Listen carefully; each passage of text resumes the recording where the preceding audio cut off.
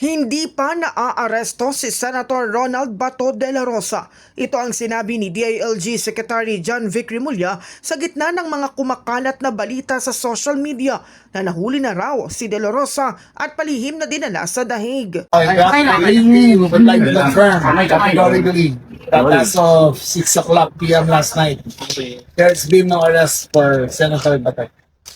Okay?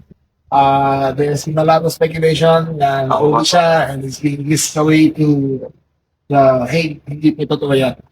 Nag-coordinate na po kami sa DOJ, nag-coordinate ang DLG, lahat ng law enforcement units. Senator Bato is still being. Ayon kay Remulla, hindi pa alam kung saan nagmula ang mga ulat na ito. Ngunit anya, lumalala ang epekto ng fake news dahil mabilis itong kumalat online. Fake news yan, iba klase. Diba? Dami fake news. Fake news is taken na rin itself. Kaya, to counter fake news, kayo dapat ang nakabinami siya. Huling na monitor si Bato sa Mindanao. Tiniyak din ng DILG chief na walang dapat itago sa publiko sakaling mahuli ang senador. First alam sa operation and last known location ni Senador Bato. Mindanao area. We're always open. We're always transparent naman. Hindi in the dark yung ano. No, hindi kami ganun.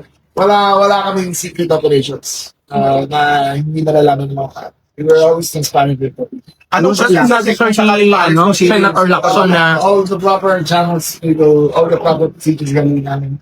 According to the Sa tanong kung diretso bang dadalhin sa proseso ng extradition si De La Rosa, nilinaw ni Remulla na susundin muna ang itinakdang proseso. Matatandaang nauna nang itinanggi ng NBI at DOJ ang pagkakahuli kay Bato. Ang Malacanang naniniwalang bahagi ng diversionary tactic ng mga kaalyado ni Vice President Sara Duterte ang pagpapakalat ng mga ulat tungkol sa umano'y pagkakaaresto kay Bato. Ito'y upang matabunan ang mga isiniwalat ng Commission on Audit kaugnay ng umano'y milyong-milyong pisong confidential funds na walang resibo ng Office of the Vice President at Department of Education sa impeachment trial. Huling nakita ang senador na umalis sa Senado noong May 14 kasama si Senator Robin Padilla.